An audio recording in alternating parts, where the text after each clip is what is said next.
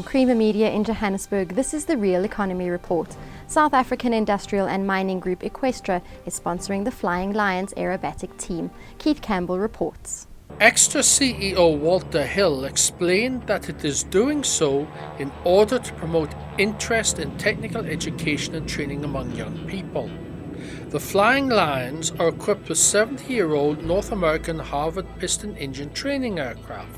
The team has 5 aeroplanes, of which 4 are used in the displays.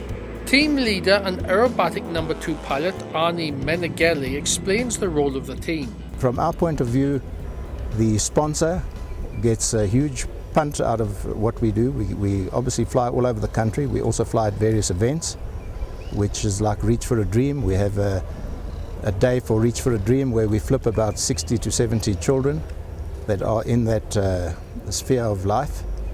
And it's an absolute ball. It is one of the highlights for us as well, because at the same time that we do enjoy the flying, we also enjoy giving something back to the communities, and that I think is what counts. What we'd like to do with the Eqstra sponsorship is bring this joy of flight, if I can call it that, to schools and to people that might not have been touched by it before. And I think together with Walter, we're looking forward to tackling that side of the project. The aircraft are owned by myself, and I am the owner of the aircraft. However, as I mentioned, I do fly the lead on the flat shows, and I fly number 2, which is a position on the right-hand side when we do the aerobatic shows.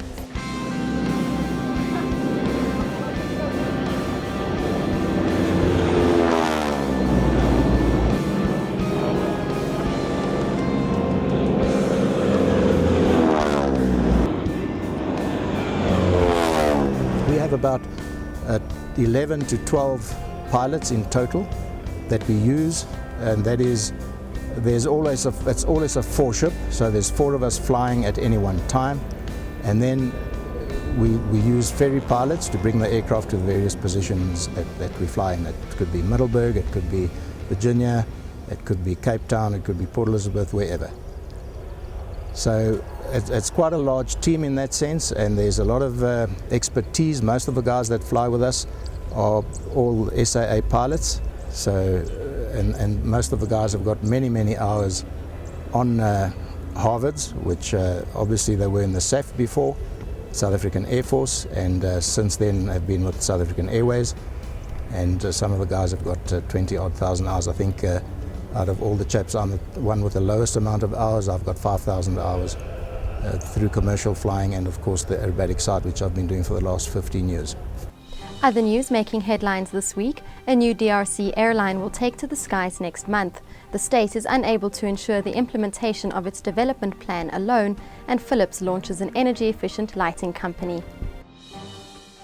A new air operator, Karongo Airlines, will start operations from the Democratic Republic of Congo city of Lubumbashi from April 16th, linking previously cut-off regions in Central Africa with Johannesburg in South Africa and Brussels in Belgium.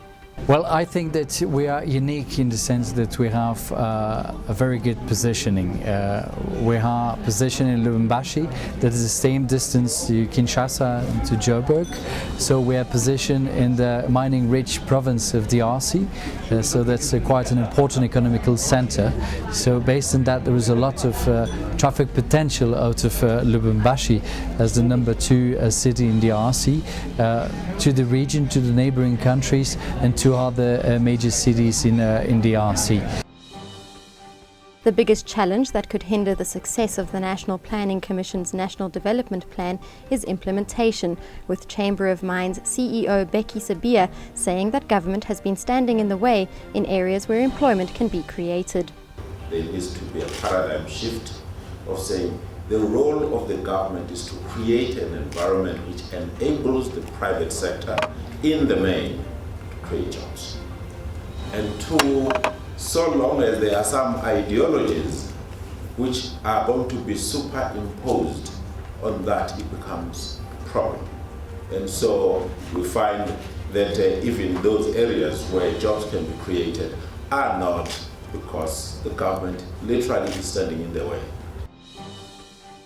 Philips has launched a new company offering total project solutions in switching to energy-efficient lighting solutions for public and private sector buildings and businesses. Our new company is very much focused on bringing together the link between environmental sustainability and business competitiveness. Issues like energy and carbon are really becoming central to business competitiveness in South Africa. My focus is going to be on the commercial and industrial sectors in South Africa, which amongst them account for 60% of South Africa's electricity consumption.